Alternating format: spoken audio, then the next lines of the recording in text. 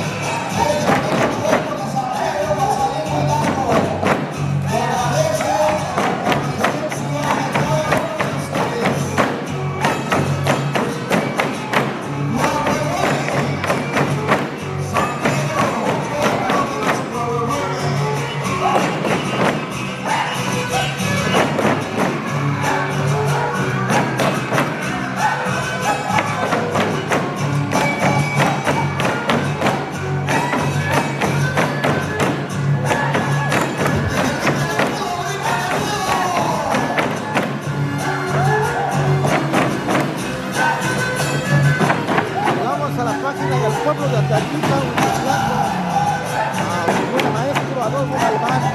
Buenas noches, Martín, gracias por recibirme con personas.